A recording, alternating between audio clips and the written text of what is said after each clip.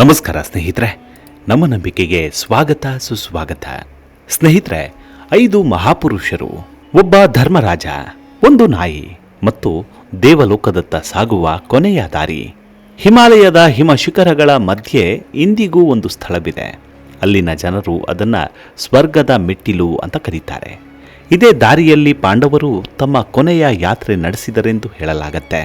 ಒಬ್ಬೊಬ್ಬರಾಗಿ ಭೀಮ, ಅರ್ಜುನ, ನಕುಲ, ಸಹದೇವ ಮತ್ತು ದ್ರೌಪದಿ ನೆಲಕ್ಕುರುಳಿದಾಗ ಧರ್ಮರಾಜ ಯುಧಿಷ್ಠಿರ ಮಾತ್ರ ಬದುಕಿದ್ದ. ಅವನ ಜೊತೆಗಿದ್ದದ್ದು ಒಂದು ಸಾಮಾನ್ಯ ನಾಯಿಯಲ್ಲ, ಸಾಕ್ಷಾತ್ ಯಮ ಧರ್ಮನೇ ಎಂಬುದು ಮಹಾಭಾರತದ ಆಶ್ಚರ್ಯಕರ ರಹಸ್ಯ. ಆದರೆ ಪ್ರಶ್ನೆ ಏನಂದ್ರೆ, ಈ ದಾರಿ ನಿಜವಾಗಿಯೂ ಎಲ್ಲಿದೆ?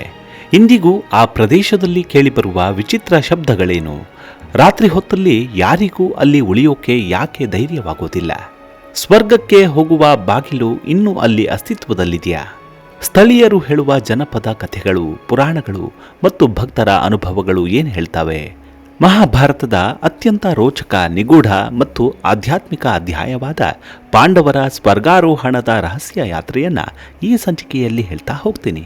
ಅದಕ್ಕೂ ಮುನ್ನ ನಮ್ಮ ನಂಬಿಕೆಗೆ ನಿಮ್ಮ ಬೆಂಬಲವಿರಲಿ. ಎಲ್ಲ ವಿಧದ ತ್ವಚೆಯ ಸಮಸ್ಯೆಗಳಿಗೆ ಧೀಮಹಿ ಪ್ರಾಡಕ್ಟ್ ರಾಮಬಾಣದಂತೆ ಕೆಲಸ ಮಾಡುತ್ತೆ. ಕೇವಲ 3 ದಿನದಲ್ಲೇ ವ್ಯತ್ಯಾಸ ನೋಡ್ತೀರಾ. ಯಾವುದೇ ಅಡ್ಡ ಪರಿಣಾಮಗಳಿಲ್ಲ. ಕೆಮಿಕಲ್ ರಹಿತವಾದ 16 ನೈಸರ್ಗಿಕ ಪದಾರ್ಥಗಳ ಮಿಶ್ರಣದಿಂದ ತಯಾರಾದ 100% ಆರ್ಗ್ಯಾನಿಕ್ ಧೀಮಹಿ ಪ್ರಾಡಕ್ಟ್. ಹೆಚ್ಚಿನ ಮಾಹಿತಿಗಾಗಿ ಕೆಳಕಂಡ ದೂರವಾಣಿಗೆ ಸಂಪರ್ಕಿಸಿ.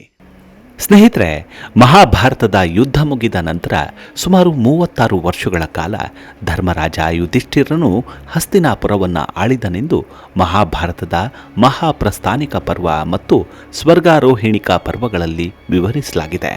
ನಂತರ ಶ್ರೀಕೃಷ್ಣನ ಅವತಾರ ಸಮಾಪ್ತಿಯಾಗಿ ಯಾದವ ವಂಶದ ವಿನಾಶ ಸಂಭವಿಸಿದಾಗ ಭೂಮಿಯ ಮೇಲೆ ಕಲಿಯುಗದ ಆರಂಭವಾಗಿದೆ ಎಂಬ ಅರಿವು ಪಾಂಡವರಿಗೆ ಮೂಡಿತ್ತು.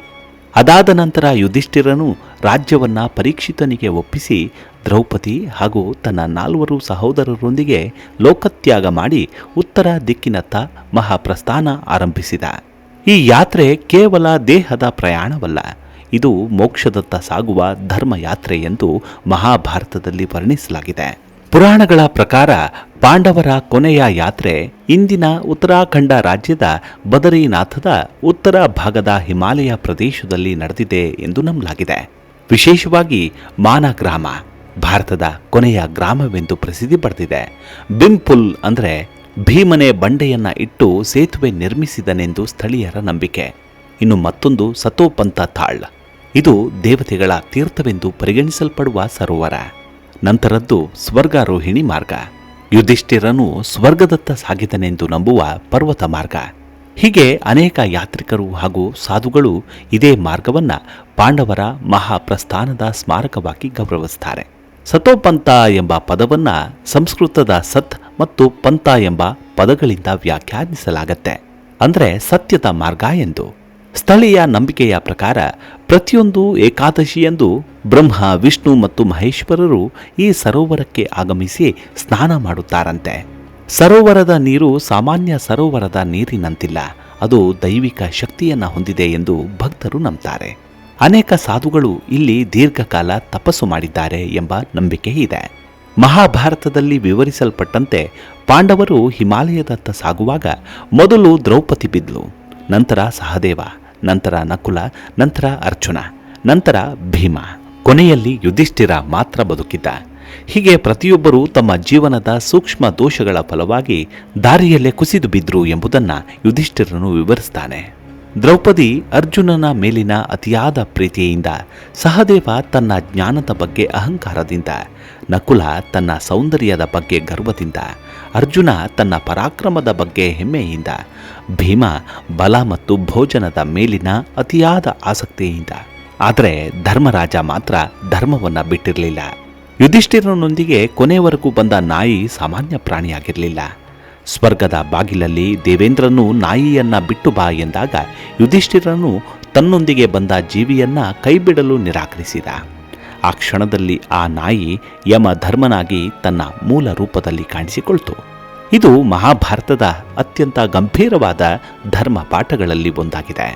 ಮಾನ ಗ್ರಾಮದ ಸ್ಥಳೀಯ ಜನಪದ ಕಥೆಗಳ ಪ್ರಕಾರ ಕೆಲವು ರಾತ್ರಿ ಹಿಮ ಪರ್ವತಗಳಿಂದ ಶಂಖನಾದ ಕೇಳಿಬರುತ್ತವೆ ಎಂಬ ನಂಬಿಕೆ ಇದೆ. ಬೆಳಗಿನ ಜಾವ ಕೆಲವು ಸ್ಥಳಗಳಲ್ಲಿ ಮಾನವನ ಹೆಜ್ಜೆ ಗುರುತುಗಳಂತಿರುವ ವಿಚಿತ್ರ ಗುರುತುಗಳು ಕಾಣಿಸುತ್ತವೆಯಂತೆ. ಕೆಲವು ಯಾತ್ರಿಕರಿಗೆ ಯಾರೋ ಮುಂದೆ ನಡೆದುಕೊಂಡು ಹೋಗ್ತಿರುವ ಅನುಭವ ಆಗಿದೆ ಎಂದು ವಿವರಿಸಲಾಗಿದೆ. ಕೆಲವು ಸ್ಥಳೀಯ ಕಥೆಗಳ ಪ್ರಕಾರ ಹಿಮದ ಮೆಟ್ಟಿಲಿನಂತಿರುವ ಪರ್ವತ ಶ್ರೇಣಿಯನ್ನ ಸ್ವರ್ಗದ ಮೆಟ್ಟಿಲು ಅಂತ ಕರೆಯಲಾಗತ್ತೆ.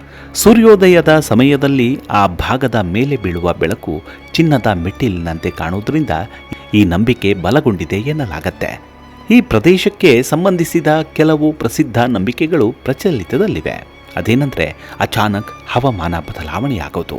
ಸ್ವಲ್ಪ ಹೊತ್ತಿನಲ್ಲೇ ಬಿಸಿಲಿನಿಂದ ಹಿಮಪಾತದಂತಿರುವ ವಾತಾವರಣವೇ ಇದ್ದಕ್ಕಿದ್ದಂತೆ ಬದಲಾಗಿ ಬಿಡುತ್ತೆ. ಇದು ಭೌಗೋಳಿಕವಾಗಿ ಹೇಗೆ ಸಾಧ್ಯ ಎಂಬುದು ನಿಜಕ್ಕೂ ಅಚ್ಚರಿಯನ್ನ ಮೂಡಿಸುತ್ತೆ. ಇನ್ನು ನಂತರದ್ದು ವಿಚಿತ್ರ ಪ್ರತಿಧ್ವನಿ. ಒಂದು ಶಬ್ದ ಅನೇಕ ದಿಕ್ಕುಗಳಿಂದ ಮರಳಿ ಕೇಳಿಸುವ ಅನುಭವವನ್ನು ಹಲವರು ವಿವರಿಸ್ತಾರೆ. ಪರ್ವತಗಳ ಭೌಗೋಳಿಕ ವಿನ್ಯಾಸದಿಂದ ಇಂತಹ ಪ್ರತಿಧ್ವನಿ ಉಂಟಾಗತ್ತೆ ಅಂತ ವಿಜ್ಞಾನ ಹೇಳುತ್ತೆ. ಇನ್ನು ಮೂರನೇದು ಬೆಳಕಿನ ಗೋಳಗಳು. ಕೆಲವರು ರಾತ್ರಿ ಸಮಯದಲ್ಲಿ ದೂರದಲ್ಲಿ ಪ್ರಕಾಶಮಾನವಾದ ಬೆಳಕುಗಳು ಕಾಣುತ್ತವೆ ಅಂತ ಹೇಳ್ತಾರೆ. ಇದಕ್ಕೆ ಹಿಮದ ಮೇಲೆ ಚಂದ್ರನ ಬೆಳಕು, ವಾತಾವರಣದ ಬೆಳಕಿನ ಪ್ರತಿಫಲನ ಅಥವಾ ಇತರ ನೈಸರ್ಗಿಕ ಕಾರಣಗಳಿರಬಹುದು ಎನ್ನುವುದಿದೆ. ಇನ್ನು ನಂತರದ್ದು ಅಪರಿಚಿತ ಹೆಜ್ಜೆಗಳ ಅನುಭವ. ಕೆಲವು ಯಾತ್ರಿಕರು ತಮ್ಮ ಹಿಂದೆ ಯಾರೋ ನಡೆಯುತ್ತಿರುವ ಅನುಭವವನ್ನು ವಿವರಿಸ್ತಾರೆ. ಇದನ್ನು ಆಧ್ಯಾತ್ಮಿಕ ಅನುಭವವೆಂದು ಕೆಲವರು ನಂಬಿದರೆ, ಮತ್ತು ಕೆಲವರ ಪ್ರಕಾರ ಇದೊಂದು ಮಾನಸಿಕ ಒತ್ತಡ, ಎತ್ತರದ ಪ್ರದೇಶದ ಪರಿಸ್ಥಿತಿ ಹಾಗೂ ಪ್ರಕೃತಿಯ ಶಬ್ದಗಳಿಂದ ಉಂಟಾಗುವ ಭ್ರಮೆಯು ಕಾರಣವಾಗಿರಬಹುದು ಎಂದು ಅಭಿಪ್ರಾಯಪಡ್ತಾರೆ. ಇನ್ನು ರಹಸ್ಯಮಯ ತಾಣವೆಂದೇ ಖ್ಯಾತಿ ಪಡೆದುಕೊಂಡಿರುವ ಸತೋಪಂಥ ತಾಳ್ನ ಬಗ್ಗೆ ಸ್ಥಳೀಯವಾಗಿ ನಾನಾ ಗೊಂದಲಗಳಿವೆ. ಅದೇನೆಂದರೆ ದೇವತೆಗಳು ಇಲ್ಲಿಗೆ ಆಗಮಿಸ್ತಾರೆ. ಸಾಧಕರು ಧ್ಯಾನಕ್ಕೆ ಅತ್ಯಂತ ಪವಿತ್ರ ಸ್ಥಳವೆಂದು ಪರಿಗಣಿಸ್ತಾರೆ. ಕೆಲವು ಸನ್ಯಾಸಿಗಳು ಇದನ್ನ ಮೋಕ್ಷ ಭೂಮಿಯ ಪ್ರತೀಕವೆಂದು ಕರೀತಾರೆ. ಪಾಂಡವರ ಸ್ವರ್ಗಾರೋಹಣದ ಕಥೆ ಕೇವಲ ಒಂದು ಅದ್ಭುತ ಯಾತ್ರೆಯ ಕಥೆಯಲ್ಲ. ಇದು ಮನುಷ್ಯನ ಜೀವನದಲ್ಲಿ ಅಹಂಕಾರ ಎಷ್ಟು ಅಪಾಯಕಾರಿ, ಧರ್ಮ ಎಷ್ಟು ಶ್ರೇಷ್ಠ, ನಿಷ್ಠೆ ಮತ್ತು ಕರುಣೆ ಎಷ್ಟು ಮಹತ್ವವುಳ್ಳವು, ಮೋಕ್ಷವೆಂದರೆ ಕೇವಲ ಮರಣಾನಂತರದ ಗುರಿಯಲ್ಲ, ಧರ್ಮಮಯ ಜೀವನದ ಪರಮ ಫಲ ಎಂಬುದನ್ನು ಸಾರುತ್ತೆ. ಇಂದಿಗೂ ಹಿಮಾಲಯದ ಆ ದುರ್ಗಮ ಮಾರ್ಗವನ್ನು ನೋಡುವ ಸಾವಿರಾರು ಯಾತ್ರಿಕರು ಅದು ಸ್ವರ್ಗದ ದಾರಿಯಾಗಿರಲಿ ಅಥವಾ ಆಧ್ಯಾತ್ಮಿಕ ಪ್ರತೀಕವೇ ಆಗಿರಲಿ, ಅಲ್ಲೊಂದು ಆಳವಾದ ಭಾವನೆಯನ್ನು ಅನುಭವಿಸ್ತಾರಂತೆ. ಸ್ಥಳೀಯ ಭೋಟಿಯ ಸಮುದಾಯದ ಹಿರಿಯರ ನಂಬಿಕೆಯ ಪ್ರಕಾರ ಸತೋಪಂಥದ ಮೇಲಿನ ಪ್ರದೇಶ ಸಾಮಾನ್ಯ ಮನುಷ್ಯರದ್ದಲ್ಲ, ಅದು ದೇವತೆಗಳ ಸಂಚಾರದ ಮಾರ್ಗವಂತೆ. ಮಧ್ಯರಾತ್ರಿಯ ನಂತರ ಅಥವಾ ಮುಂಜಾನೆ ವೇಳೆ ಆ ಪ್ರದೇಶದಲ್ಲಿ ಯಾರೂ ಅನಗತ್ಯವಾಗಿ ತಿರುಗಾಡೋದಿಲ್ಲ. ಯಾಕಂದರೆ ಆ ಸಮಯದಲ್ಲಿ ದಿವ್ಯ ಶಕ್ತಿಗಳು ಸಂಚರಿಸ್ತಾವೆ ಎಂಬ ನಂಬಿಕೆ ಇದೆ. ಕೆಲವರು ಹೇಳುವಂತೆ ದೂರದಲ್ಲಿ ಬಿಳಿ ವಸ್ತ್ರ ಧರಿಸಿದ ಆಕೃತಿಗಳು ಹಿಮದ ನಡುವೆ ಚಲಿಸುವಂತೆ ಕಾಣ್ತಾವೆ. ಆದರೆ ಹತ್ತಿರಕ್ಕೆ ಹೋಗುವಷ್ಟರಲ್ಲಿ ಅವು ಕಾಣೆಯಾಗುತ್ತವೆಯಂತೆ. ಸ್ವರ್ಗಾರೋಹಿಣಿ ಮಾರ್ಗದಲ್ಲಿ ಕೆಲವು ಕಡೆ ಹಿಮ ಮತ್ತು ಕಲ್ಲುಗಳು ನೈಸರ್ಗಿಕವಾಗಿ ಮೆಟ್ಟಿಲಿನ ಆಕಾರದಲ್ಲಿ ಕಾಣಿಸ್ತಾವೆ. ಸ್ಥಳೀಯರು ಇದನ್ನೇ ಸ್ವರ್ಗದ ಮೆಟ್ಟಿಲು ಅಂತ ಕರೀತಾರೆ.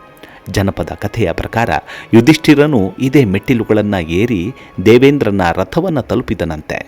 ಅದಕ್ಕೆ ಸಾಕ್ಷಿ ಎಂಬಂತೆ ಕೆಲ ಯಾತ್ರಿಕರು ಆ ಮೆಟ್ಟಿಲುಗಳನ್ನು ಏರಲು ಯತ್ನಿಸಿದರು. ಆದರೆ ಹವಾಮಾನ ಹಠಾತ್ತನೆ ಬದಲಾಯಿತು.